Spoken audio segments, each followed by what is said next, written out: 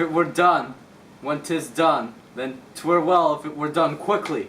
If the assassination could trammel up the consequences and catch, with his surcease success, but this blow, that might be all and end all here. But here, upon the bank and shoal of time, we jump the life to come, but in these cases, we still have judgment here that we but teach. Bloody instructions, which being taught return to plague the inventor, this even-handed justice commands the ingredients of our poison chalice. To our own lips, he's here in double trust. First, as I'm his kinsman and his subject, strong both against the deed. Then, as his host, who should against his mother shut the door, not bear the knife itself.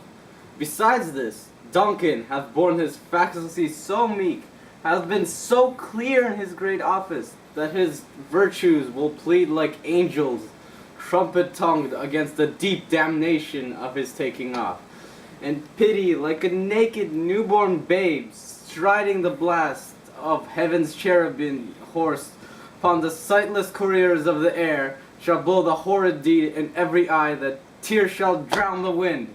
I have no spur to prick the sides of my intent, but only vaulting ambition, which overleaps itself and falls on the other.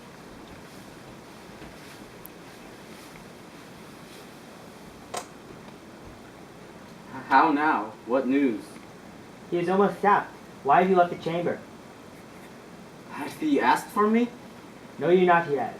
We will proceed no further in this business. He hath honored me of late, and I have brought golden opinion from all sorts of people, which should be worn now in their newest gloss, not cast aside so soon.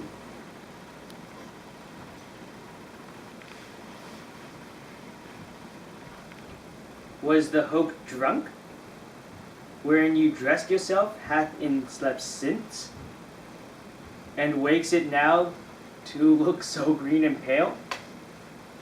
And what it did so freely? From the time such I account thy love, art thou afraid? To be the same in thine own act and valor, as thou art in desire? Wouldst thou have that which thou esteemest the ornament of life, and thou a coward in thine own esteem? Letting I dare not wait upon, I would, like the poor cat the Prithee, peace. I dare do all that may become a man, and he who dares more is none. What beast was it then that made you break this enterprise to me? When you durst do it, then you were a man. And to be more than what you were, you would be so much more than a man. Nor time nor place did you adhere, and yet you would make both. They have made themselves, and that their fitness now does unmake you. I have given suck and no. Fail! But screw your courage to the sticking place, and we will not fail. When Duncan is asleep, whereto the rather shall his day's hard journey. Soundly invite him to his chamberlain, will I with wine and wassail, so convince that memory, though water of the brain, shall be a fume the receipt of reason. A limb back only when in swinish sleep, their wretched natures lie as thou in a death. The unguarded Duncan, what not put upon his spongy offers, who shall bear the guilt of our great quail? Bring forth men, children only, for thy undaunted metal should compose nothing but males. Will it not be received when we have marked with blood those sleepy two of his own chambers, and their very daggers that they have done it? Who dares receive it other? As we shall make our griefs and clamor roar upon his death. I am settled, and bend up each corporeal agent to the terrible feat. Away, and mock the time with fair show. false face must hide what false heart doth know. How goes the night, boy? The moon is down. I have not heard the clock. And she goes down at 12. I take it. 'Tis later still. Hold, take my sword. There's husbandry in heaven. Their candles are all out. Take thee that too. A heavy summons lies like lead upon me, and yet I would not sleep. Merciful powers restrain me in the cursed thoughts that nature gives way in repose. Give me my sword. Who's there? A friend. Oh.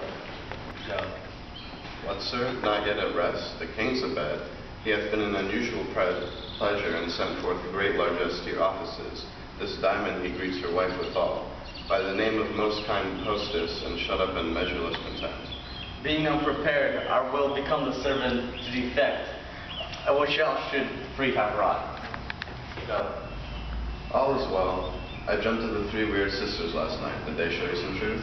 I think none of them. Yet what we can entreat an hour to serve, we would spend it somewhere upon business if you would grant the time. At your kind leisure. If you shall cleave to my consent, then it shall make honor for you. So I lose none in seeking to augment it, but still keep my bosom franchised and allegiance clear, I shall be counseled. Good repose the while. I got a pocket party. Go with thy mistress. When my drink is ready, strike upon the bell. Get thee to bed. Is this a dagger which I see before me? The handle toward my hand? Come, let me clutch thee. I have thee not, and yet I see thee still. Art thou not, fatal vision, sensible to feeling as to sight? Or art thou but a dagger of the mind, a false creation, proceeding from the heat oppressed brain? I seize thee yet in form as palpable, as which now I draw. Thou marshallest me the way that I was going. In such an instrument I was to use, my eyes are made the fools of the other senses. Or else worth all the rest. I see thee still, and on thy blade in bludgeon gouts of blood, which was not so before.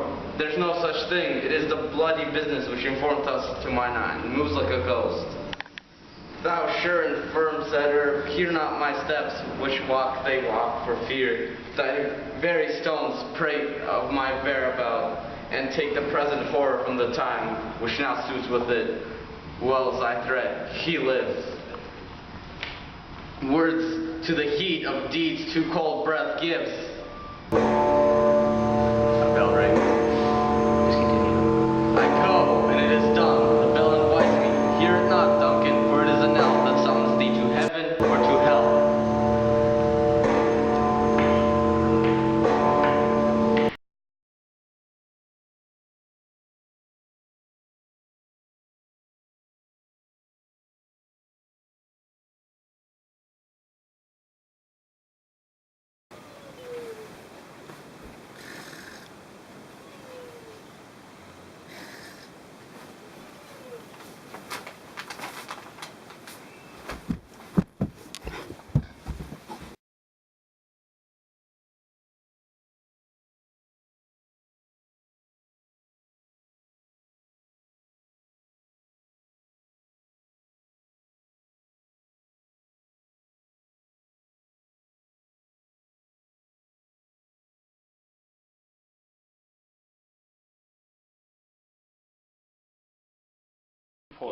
Black quick.